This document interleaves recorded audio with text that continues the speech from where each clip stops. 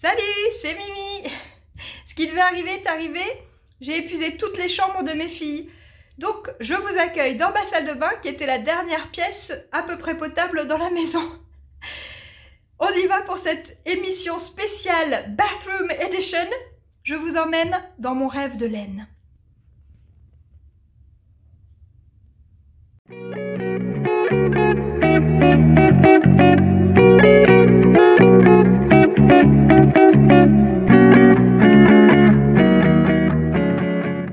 Oui, je suis complètement zinzin, mais c'est pas grave.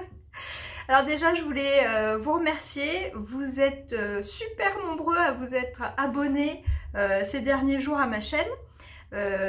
Ça me surprend un petit peu parce que je pensais pas qu'il y aurait beaucoup de monde qui viendrait me regarder. Mais je suis contente de vous accueillir ici et de partager avec vous un petit peu ma folie tricotesque. Donc voilà, vous savez maintenant que j'aime bien plonger directement dans le vif du sujet. Donc c'est parti. Aujourd'hui j'ai envie de vous montrer pas mal de petites choses. Donc voilà, une petite spéciale 500 abonnés, mais je vise pas du tout les 1000, 10 000, etc. hein. Calmez-vous. On reste entre nous.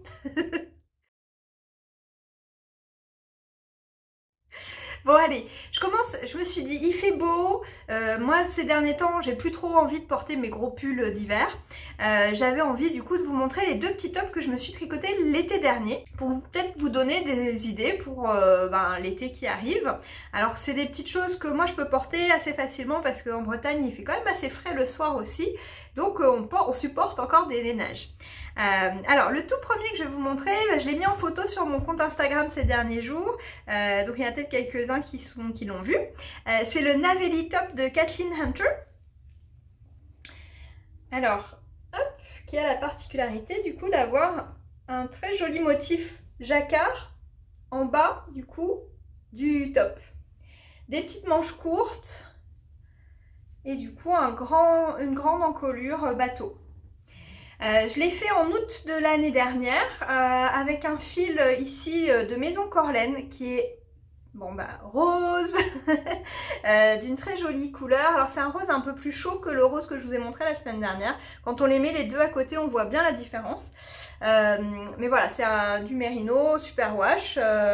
Il n'a pas bougé depuis l'année dernière. Tout en bas j'avais un fil single qu'on m'avait offert qui est dans des tons un peu marron kaki. Je trouvais que ça accordait bien avec ce rose là, et puis du coup la même laine non teinte que j'utilise en ce moment pour mon Once and Floral. Donc c'est un petit top qui se commence par le bas avec des petites côtes simples.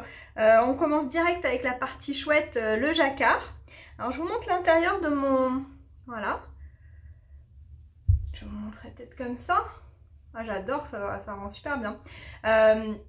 Je vous ai dit, j'en ai quelques-uns en jacquard, mais j'en ai pas tant que ça. J'ai commencé vraiment à m'y intéresser plutôt, je veux dire, il y a 1 ou 2 ans. Et celui-là, du coup, c'était un de mes premiers où je sentais que je gérais bien ma tension. Je prenais vraiment plaisir à faire ce jacquard.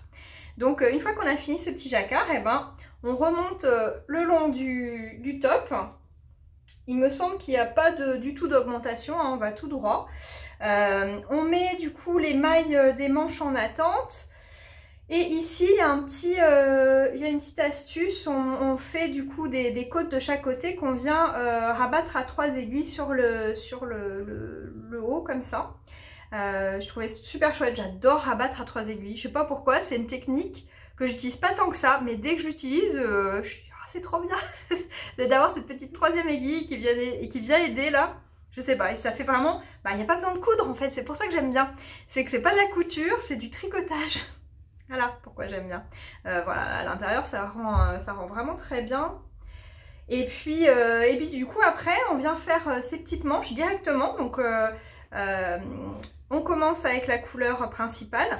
Et ensuite on fait l'intérieur avec la 2e couleur. Et on vient rabattre directement en cousant en même temps. Enfin voilà, donc c'est pareil, pas de couture. Pas mal, et ça fait un joli petit liseré quand on le porte de la 2e couleur. Donc je trouve vraiment chouette. J'ai pas mis alors il n'y a pas de grand raccourci pour allonger l'avant, le dos. Bon, comme c'est une encolure bateau, il n'y a pas trop besoin. J'ai pas mis d'étiquette pour savoir où était le devant et derrière, mais j'ai une petite astuce maintenant pour le savoir. Je l'ai mis un jour avec une salopette, les fils se sont pris dans les boutons et du coup ça je sais que c'est l'avant. Et voilà, donc j'ai qu'à regarder l'intérieur et je sais dans quel sens mettre mon petit top. Donc voilà, celui-là je l'ai remis l'autre jour sur une robe et il est vraiment très chouette. Alors moi, il est conseillé normalement de le faire avec une Positive Ease de 10 cm, je crois, ou quelque chose comme ça. J'aime pas trop les trucs trop amples, hein. Donc je crois que j'ai fait une taille M, si je me souviens bien. Il est un peu plus près du corps, moi j'aime bien. Voilà, surtout au niveau du jacquard. Je trouve que c'est plus joli porté sur une robe comme ça, à mon goût, sur ma morphologie, voilà. Mais il est super agréable à faire et très rapide, j'ai regardé, je crois que j'ai mis 2 semaines avec ça, quoi. Elle est belle, hein, le petit motif du bas, je trouve vraiment chouette. Donc voilà, c'était mon Avélie top de Cakein Hunter. C'est ma première recommandation petit top d'été si vous cherchez quelque chose pour tricoter ces prochains jours. Le deuxième petit projet fini que je vais vous présenter, qui date aussi de l'été dernier, mais je crois que je l'avais fait avant, ça devait être en mai. C'est un que j'avais dans le viseur depuis quelques temps. C'est le Mount Pleasant de... Voilà, bon.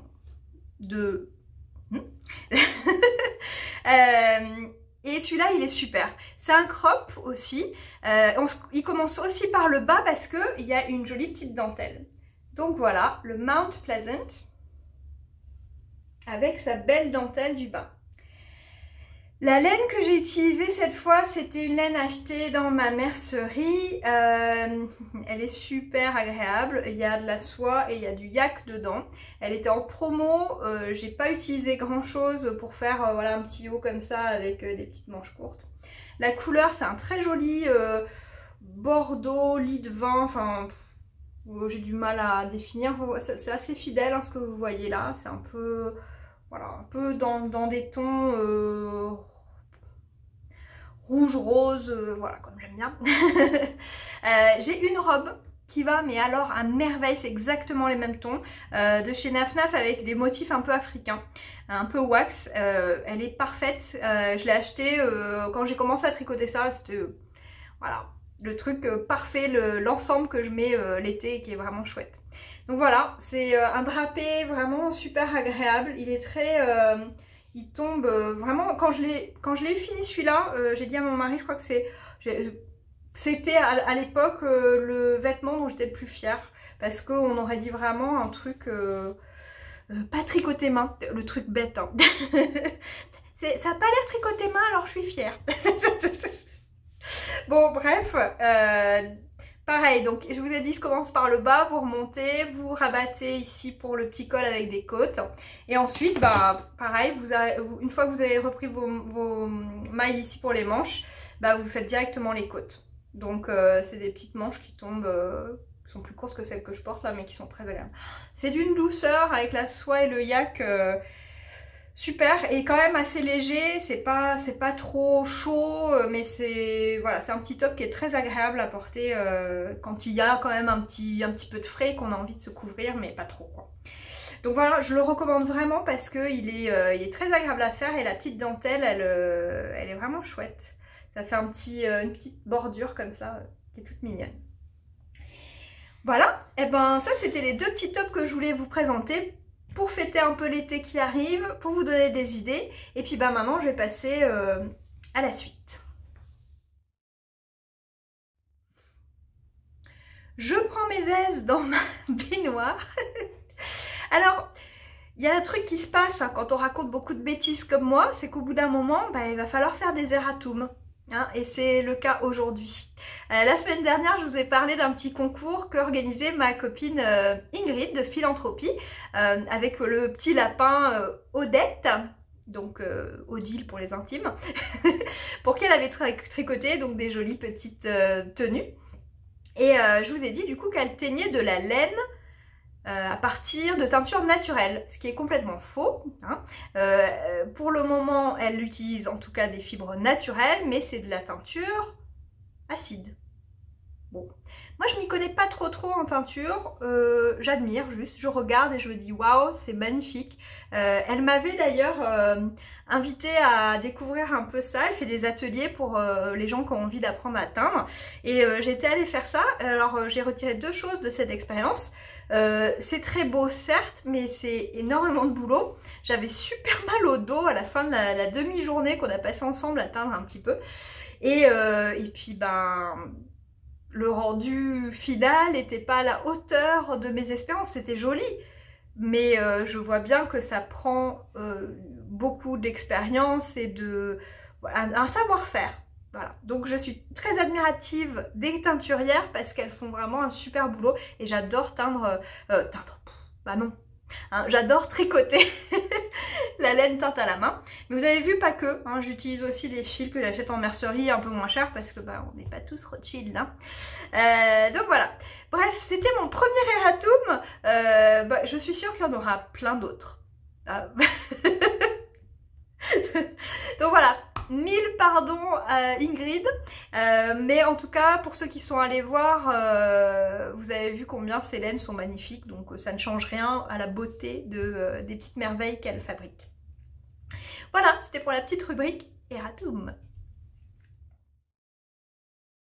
La deuxième chose que j'aimerais mentionner maintenant, c'est alors je suis submergée en fait d'autant de bienveillance et de partage. Alors j'adore la communauté tricot de toute manière pour ça. Moi je sais pas si vous avez la chance d'avoir des copines qui tricotent, enfin voilà, un groupe de tricoteurs, tricoteuses autour de vous. Moi je sais que ça a beaucoup fait évoluer ma pratique du tricot, ça me donne envie de me dépasser, ça me fait connaître de nouveaux modèles, c'est un peu comme les podcasts, hein. On s'influence les unes les autres, on a envie de découvrir d'autres choses, on fait découvrir des laines, etc. La communauté tricot pour moi, bah, ça a vraiment changé ma façon d'aborder le tricot. Et donc, ben, ce podcast, finalement, j'ai l'impression que c'est l'extension du groupe tricot que j'ai à domicile. Enfin voilà, pas à domicile. Si j'avais un groupe tricot chez moi, là, en ce moment, je serais trop contente. Donc non, c'est l'extension du groupe tricot que je connais et des copines que j'ai. C'est pas, voilà, pas toujours les mêmes, ça change, mais justement, ça apporte plein de choses différentes et c'est ça que j'adore. Et là, ben, il m'est arrivé quelque chose de fabuleux depuis que j'ai commencé le podcast, c'est que j'ai des gens qui viennent et qui spontanément me proposent de l'aide sur les choses qui me posent souci. Donc bah, je vais vous remontrer un petit peu où j'en suis de mon Astrantia, donc le modèle de Marie-Amélie Design que j'ai commencé du coup pour les 7 ans de mon mariage, mon anniversaire de mariage la semaine dernière. J'étais un peu dépitée, je ne sais pas trop si ça se voyait, de mes petites bouboules, hein, elles me plaisaient pas. Et du coup bah, j'ai eu Amandine de Yellow Net Road sur Instagram qui est venue spontanément me dire « Ah ouais, il est galère, mais moi j'ai une super technique pour faire des jolies petites noppes. » Donc je vous le remontre, hein, c'est le petit point popcorn et alors on voit vraiment la différence par rapport à la semaine dernière. J'arrivais même pas à vous montrer parce qu'il n'y avait rien. Bon alors j'ai très peu avancé là-dessus. Hein. Là pour le moment j'ai fait deux répétitions, deux rangs non 4 rangs du diagramme. Hein. Voilà. Bon, la couleur ne rend absolument rien comme la semaine dernière, mais on voit un peu mieux mes petites bouboules. On voit un peu mieux mes petites bouboules, celle-là je la garde pour le bêtisier. Bref, elle m'a appris cette petite technique pour mieux réussir le point popcorn. Donc moi j'essaie d'étrangler un petit peu mes bouboules d'orbée, ça va pas bien là. Donc bref, d'étrangler un peu la mini nope avec mon fil, mais du coup ça crée vraiment un trou et puis ça n'avait pas la fonction que je cherchais de faire ressortir le motif. Donc du coup ici, elle m'a dit mais en fait il suffit donc du coup de faire tes augmentations dans ta maille, donc avant, arrière, avant, arrière, avant. Ensuite, je réduis comme je faisais en faisant passer la deuxième par-dessus la première, la troisième devient la deuxième, elle passe par-dessus la première. Bref, toujours aussi clair que la semaine dernière. Et donc une fois qu'il ne nous reste plus qu'une seule maille sur l'aiguille droite, on la passe sur l'aiguille gauche. On fait passer, en ayant passé d'abord le fil devant, donc on fait passer son fil devant, on met la petite bouboule de l'autre côté, on refait passer le fil derrière et on la remet du côté droit et on recommence à tricoter. Et du coup, ça l'a enveloppé du fil avec lequel on tricote. Et ben ça fonctionne super bien. Je dis pas qu'elles sont parfaites, mais moi maintenant avec cette petite laine qui est donc du coup qui passe du rose fuchsia foncé à du rose très pâle, très je sais pas si on voit bien les petites nuances, peut-être un petit peu ici, vous voyez, ben, ça me fait penser à des petits bourgeons de rose. Comme des petits boutons, voilà, des petits boutons de rose qui éclosent sur mon tricot. Je trouve ça super poétique. J'ai aussi trouvé que c'était un peu une métaphore du mariage, ce tricot-là. Ça prend vachement longtemps. C'est un peu long, c'est un peu, comment dire, ça demande du travail. On n'est pas toujours là à se la couler douce et vite, vite, vite et tout va bien. Mais ça apporte de la joie, voilà, de la beauté, de la bonne humeur de regarder ça. Ça va me faire un super souvenir. Mais voilà, j'aimais bien ce côté métaphore filet du mariage et du fait que voilà, tout n'est pas toujours facile, mais faut pas lâcher. Et d'ailleurs, ben, la deuxième personne qui m'a un petit peu boostée pour continuer ce projet qui commençait un petit peu à me donner envie de lâcher et puis de commencer autre chose, c'est Gladys de By Gladys. Je vais aussi mettre son petit IG là, qui m'a d'abord envoyé des messages sur YouTube et puis on a continué la conversation sur Instagram. Et puis elle l'a déjà fait celui-là. Et elle l'a fait, elle, en mettant le motif à l'intérieur, donc en mettant les petites nops à l'intérieur sur l'envers pour avoir le relief en creux. Ça rend vraiment bien aussi. Je vous invite à aller voir. Alors je vais mettre ça là. J'ai trouvé vraiment joli. J'aurais pas pensé à faire ça. Et vraiment ça rend bien aussi. Bon, moi vous connaissez mon amour des petites bouboules, donc je voulais les voir. Mais voilà, elle m'a donné le courage de continuer. Elle m'a dit, tu sais, moi aussi je faisais qu'un rang par soir et puis après je le laissais de côté, mais au moins ça a avancé, puis après tu seras contente, tu auras un joli pull, etc. Donc en anglais on dit eyes on the prize. Garder les yeux sur le résultat, sur le prix, sur ce qu'on aura à la fin. Et c'est vraiment ça avec ce projet-là. C'est pas une délectation de chaque instant, hein, mais j'aime beaucoup. Alors je vais même vous faire un petit aveu.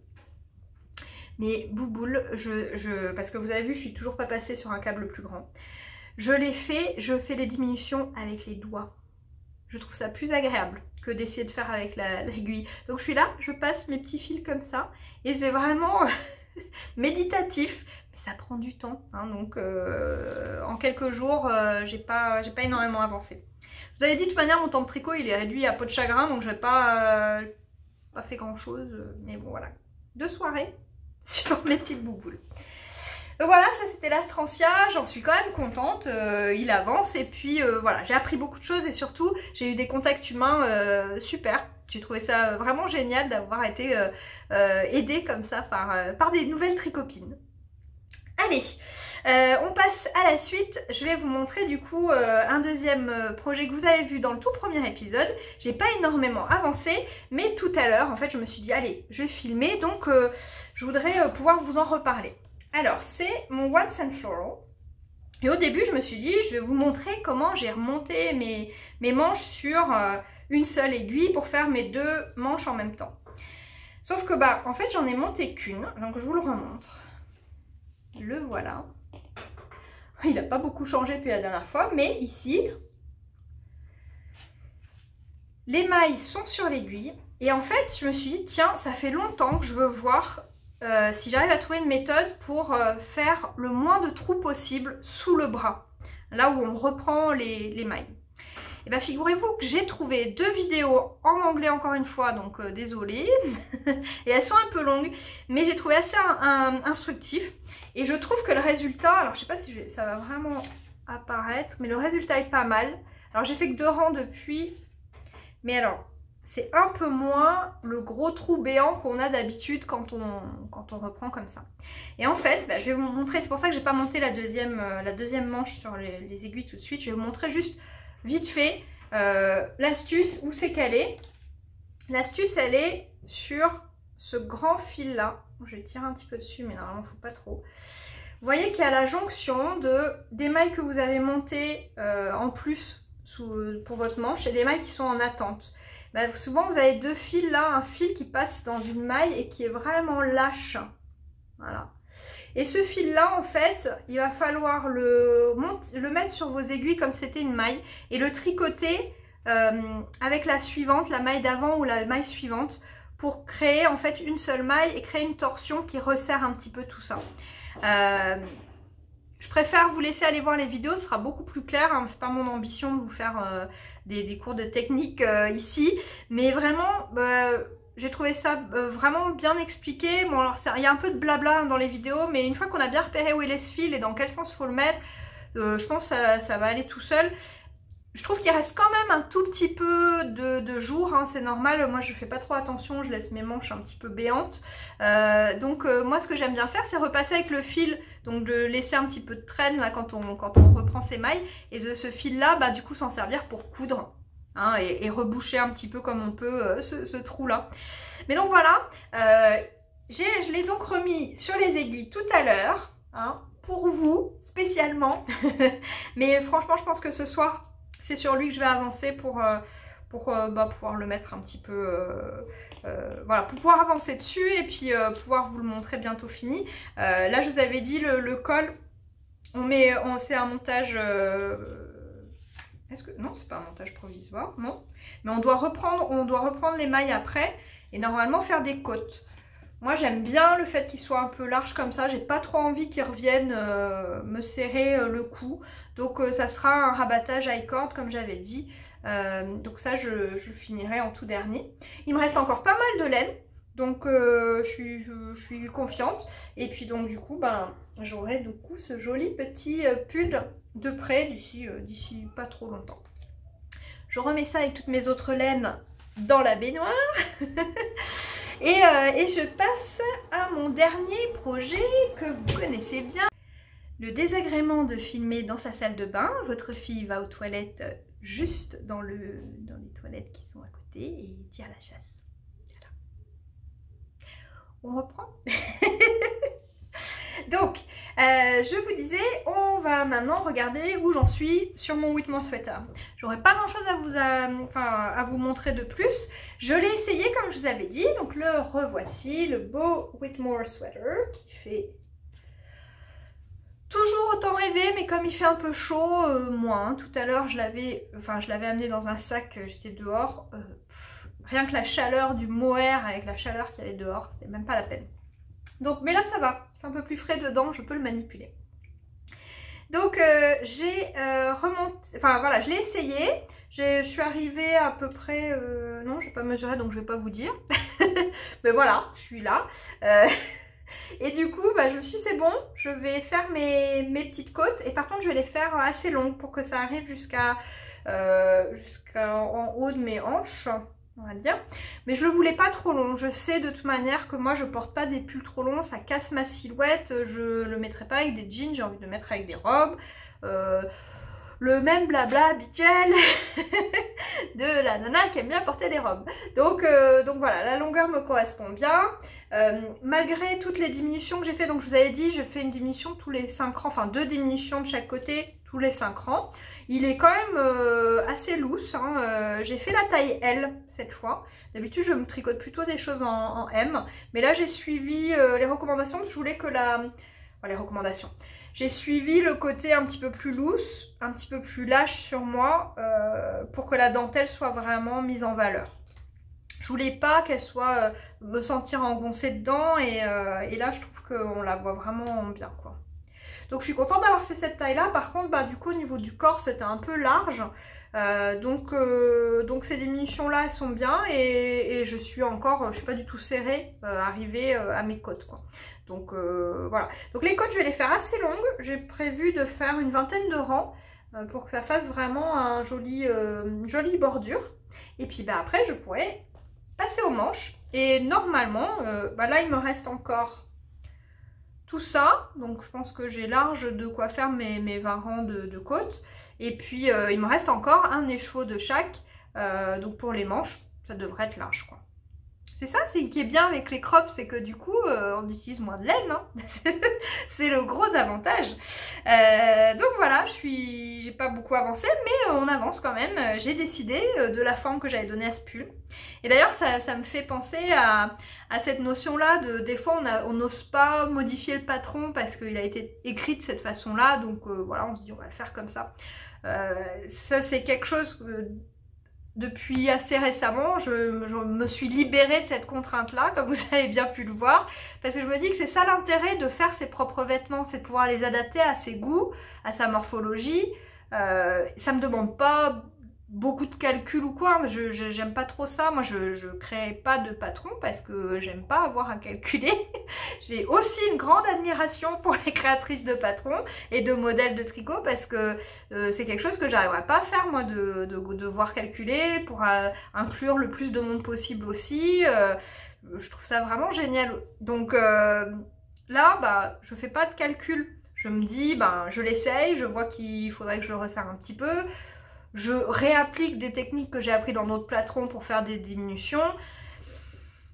Voilà, ça me demande pas beaucoup d'efforts et pourtant bah, à la fin ça me permet d'avoir un vêtement qui est comme je le veux. Et bah, j'imagine c'est pareil en couture, hein, si on se fait plaisir, on se dit ben tiens pour faire une robe par exemple, si on a un peu plus de poitrine et puis une taille bien marquée, ben on va pas faire la taille pareille, enfin voilà, on va prendre une plus grande taille en haut, plus fine en bas. Avec l'expérience, c'est ça qui est intéressant, c'est de vraiment pouvoir faire des choses pour soi, voilà, à son goût, à sa taille, avec les couleurs qu'on aime, le truc quand on verrait en magasin, ah si seulement il y avait eu un beau caramel dans ce pull-là, je l'aurais pris tout de suite, et ben voilà. On le fait et ça prend certes un petit peu plus de temps, mais il est exactement comme on veut. D'ailleurs, j'en profite pour vous parler d'un autre podcast que j'ai découvert aussi récemment et pareil, quelqu'un qui s'est inscrit sur mon compte et j'adore sa démarche, donc j'avais envie de vous en parler. En fait, donc il s'agit d'un podcast qui reprend vraiment l'ouvrage du début, donc du choix du fil jusqu'à la fin, donc l'objet fini. Et ça, je trouve ça... alors, c'est pas un objectif très atteignable pour moi. Je vous ai dit tout à l'heure que teindre la laine, c'était pas pour moi. Mais parce que donc elle teint aussi sa laine, ce que je trouve vraiment super parce qu'elle sait dans quelle couleur elle veut créer son modèle, etc. Donc voilà, ça rend un truc super. Donc elle en est à son 4e épisode comme moi, mais du coup elle a commencé un peu avant puisqu'elle les publie un peu moins souvent. Mais elle fait des super petites vidéos en plus, des focus sur certains modèles et ça va me permettre de faire la transition avec mon premier. Donc voilà, je vous mets le nom de son podcast qui est vraiment super. Est-ce que je peux me permettre une petite correction de prof d'anglais? Je ne juge pas. Moi, je suis pas du tout la prof d'anglais qui va dire attention, l'accent français et tout machin. Au contraire, l'accent français, c'est super. C'est le truc, je le dis toujours à mes étudiants, l'accent français, c'est ce qui va vous donner le petit charme. N'ayez pas peur de votre accent. Le tout, c'est qu'on vous comprenne, donc il n'y a pas de souci. Donc continue, n'aie pas peur de ton accent français. J'avais envie d'en parler parce que je trouve ça trop mignon. Et il faut pas avoir peur, il faut pas s'excuser en fait. Voilà ce que je voulais dire. Je voulais cette petite remarque de dire vous excusez pas de votre accent français quand vous parlez anglais ou ne fantasmez pas trop sur mon accent. Moi j'ai pas de mérite, j'ai vécu assez longtemps à l'étranger, donc voilà. J'arrive très bien à parler anglais avec l'accent français, hein. Je peux le faire si vous voulez, hein. I have a very good accent if I want to, hein. No problem. Mais voilà, n'ayez pas peur. Moi c'est quelque chose, voilà, tout le monde me l'a dit, tous les anglophones que je connais m'ont toujours dit l'accent français est très charmant, ça donne un truc en plus. Donc voilà, donc j'adore ce petit accent français sur les prononciations en anglais, je trouve ça mignon comme tout. Donc ne t'excuse pas, c'est trop bien. Donc voilà, c'était mon petit aparté sur ce podcast que j'ai beaucoup aimé. Et bah du coup, ça me fait une super transition parce que son dernier focus c'était sur le Wool and Honey, qui est un modèle du coup de Andrea Mori aussi. Et je dis pourquoi aussi, pour le moment, j'en ai pas parlé. donc Andrea Mori, que j'aime bien, j'ai fait quelques châles d'elle, hein. Je vous les montrerai, je ferai une spéciale châle. J'ai donc fait le Free Your Fade, le Find Your Fade, le Birds of a Feather, et j'aimerais bien faire le What the Fade, mais il m'impressionne un petit peu par le nombre de mailles finales. On verra. J'ai déjà mis de côté quelques écheveaux qui devraient être beaux.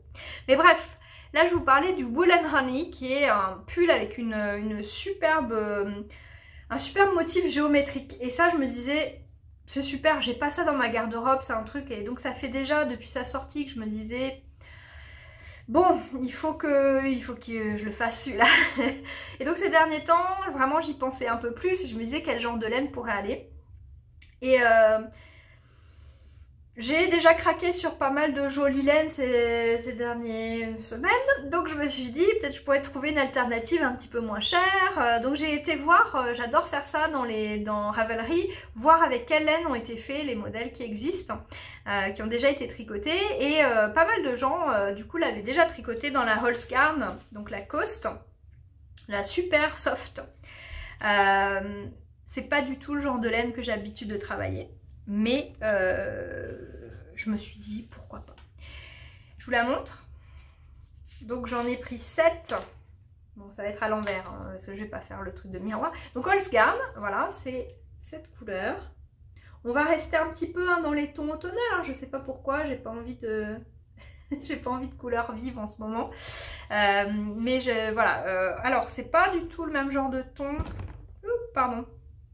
Je sais pas si je pourrais vous montrer mon installation pour me filmer, mais en gros, le téléphone est posé sur le couvercle d'une de mes boîtes à laine. Mes boîtes à laine étant vides puisqu'elles sont dans ma baignoire. Et donc, ça fait un peu un perchoir pour mon téléphone. C'est original. Un jour, je m'achèterai du matos, peut-être.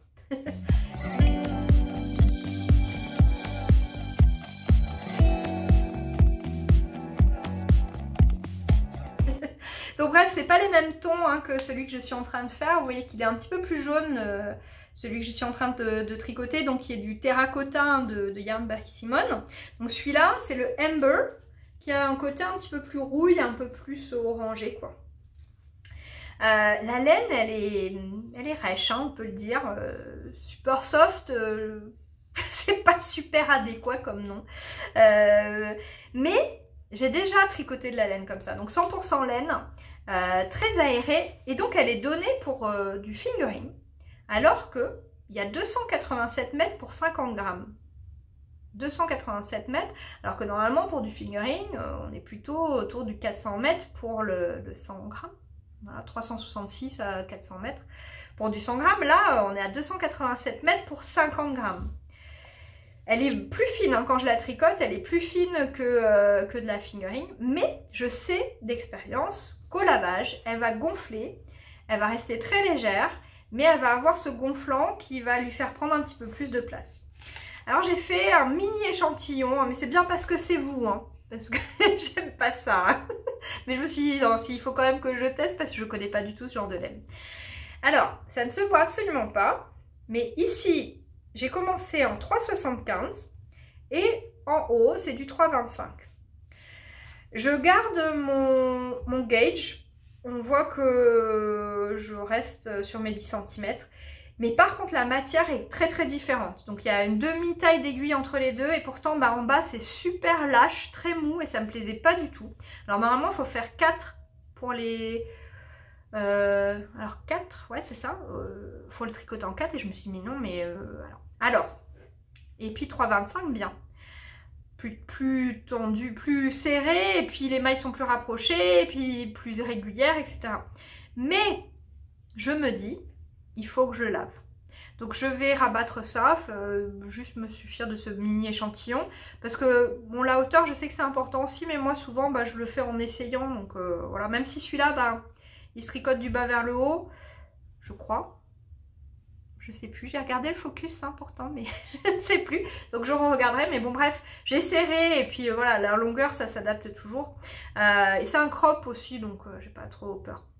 Mais je vais le laver et puis voir un petit peu le vrai rendu. Le rendu une fois que la laine elle a pris sa place et qu'elle a pris son gonflant et que voilà, elle est dans son état final. Hein.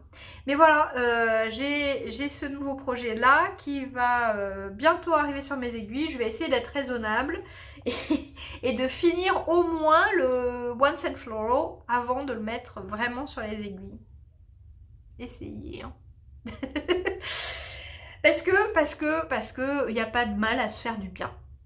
Donc si j'ai envie de commencer un autre projet, ben, je commencerai un autre projet. Hein. On en a besoin en ce moment de se faire plaisir. Donc voilà. Donc voilà, c'était le dernier petit, le petit nouveau sur les aiguilles. Et il va aller au bain lui. Pas tout de suite parce que la baignoire est pleine. Et je vous donnerai de ses nouvelles. Voilà. Je crois que j'ai dit à peu près tout ce que j'avais à dire pour cet épisode-là. Encore une fois, merci beaucoup de venir regarder mes bêtises. J'essaye de vous donner un contenu pas trop rébarbatif, mais aussi juste suivre mes envies et puis voilà. Hein, donc j'aime bien avoir des retours, j'aime bien me baser sur ce que vous me dites. Donc n'hésitez pas. Alors j'ai dans l'idée de vous parler quand même un petit peu plus plus tard du tricot en anglais parce que je sais que c'est quelque chose qui peut un petit peu coincer pour certaines personnes. Donc voilà, c'est quelque chose qui m'intéresse aussi puisque voilà, j'adore l'anglais comme vous le savez. Donc j'aimerais bien pouvoir vous aider un petit peu là-dessus. Donc on verra ce qu'on peut faire. Toujours est-il que voilà, on est 500 maintenant ici dans cette toute petite salle de bain. Donc j'aimerais bien vous poser une question. Je suis super curieuse dans la vie, hein, pas que en tricot, et j'aimerais bien savoir comment vous avez été atterri ici. Est-ce que vous m'avez découverte par un autre podcast? Dans ce cas-là, j'aimerais bien savoir parce que je sais que Bobine et Repelote m'a mentionné et je suis allée la remercier. J'aimerais bien pouvoir le faire si c'est quelqu'un d'autre qui vous a parlé de moi. Si vous m'avez, voilà, vous êtes tombé sur mon podcast par hasard sur YouTube ou si vous avez du coup, si vous avez vu la vidéo qu'on avait tournée du coup pour ensemble, mais chez nous ou chez vous. Hein. Et si c'est comme ça que vous m'avez découvert. J'arrête de toucher ce truc là. Ah oui, on la voit un petit peu là. Vous voyez ma petite tablette? Elle est transparente, mais elle est là. Donc bref, comment êtes-vous arrivé ici? Dites-le moi si vous le voulez. Ça m'intéresse, mais en tout cas merci d'être là. À très très bientôt. On se revoit j'espère la semaine prochaine pour de nouvelles habitudes. Oh, pour de nouvelles habitudes. On se revoit j'espère la semaine prochaine pour de nouvelles aventures des tricots de chez Mimi. Salut! Welcome to Mimi's Bathroom Edition. La nana complètement zaza. Viens dans ma baignoire, y a des pelotes qui roulent. Viens dans ma baignoire, y a des écheveaux à gogo. Je sais pas vous, mais j'ai toujours rêvé de prendre un bain de laine. Pas un bain de lait, hein, un bain de laine.